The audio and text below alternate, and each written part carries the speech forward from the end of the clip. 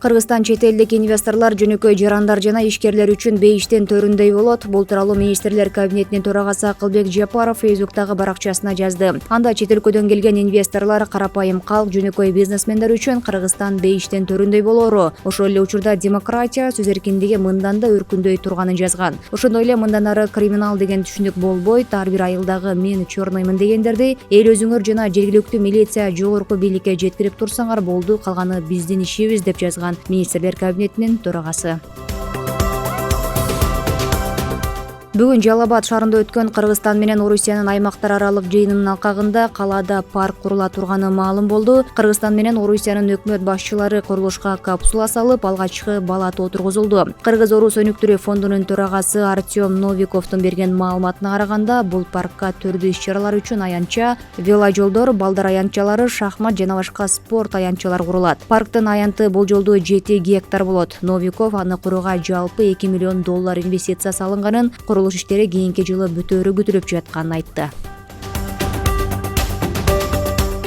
Нарын районунун Миңбулак айыл аймагында республикада биринчилерден болуп өнөр жай аймагы инвесторлор үчүн эшигин ачты. Бул тууралуу президенттин өкүлчүлүгүнөн билдирди. Маалыматка ылайык, өнөр жай аймагы кечээ 10 октябрда инвестициялык форумдун алкагында ачылган. Анын аянты 20 гектарды түзгөн. Ал жерге трансформатор коюлган, коммуникациясы даяр, жер астынан чыккан артезиан суусу бар. Жакында түтүктөр менен тартылып келинет, завод фабрикаларды курабыз деген инвесторлорго абдан ыңгайлуу шарттар түзүлгөн. Бир алкак бир жол демилгесинин 10 жылдыгына арналган Кыргызстан-Кытай достук коомунун салтанаттуу жыйынында министрлер кабинетинин төрагасынын орун басары Эзил Байсалов маанилүү билдирүү жасаган. Байсалов достук маанайда жана өлкөлөр ортосундагы элдик дипломатияны чыңдоо максатында Кыргызстандын министрлер кабинети Кытайдын жарандары Гонконг жана Макао аймактарынын тургундары үчүн визасыз режимде киргизүү чечимин кабыл алганын маалымдады. Ал кошумчалагандай, АКШ, Улуу Британия жана Европа биримдигине ачык визасы бар Кытай жарандары да бул жеңилдиктен пайдалана алышат.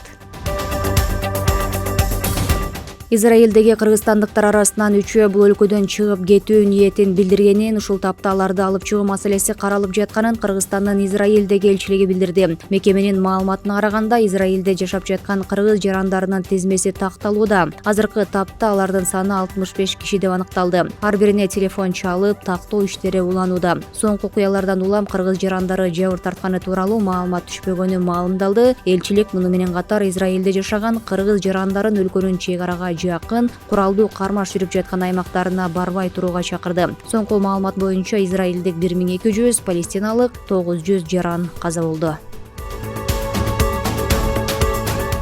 Ички иштер министрлиги адам уурдоо жана опузалап акча талап кылуу боюнча кылмышка шектөөлөрдү кармады. Мекеменин маалыматына ылайык, 9 октябрда Ички иштер министрлигине шаар тургуну кайрылып, тууганын уурдап $160 000 талап кылган жарандарга карата чара көрүп берүүнү өтүнгөн. Маалым болгондо 2 адам уурдалган. Бул факты боюнча адам уурдоо беренеси менен кылмыш ачылган. Алынган маалыматтар боюнча шектөөлөр уурдалган 23 жана 30 жаштагы жарандарды мейманканалардын биринин аймагында 6 күн мыйзамсыз кармап турушкан. Учурда 3 шектөө Бишкек шаардык ички иштер башкармалыгынын убактылуу кармоочу жайына киргизилип, уурдалган жарандар бошотулду.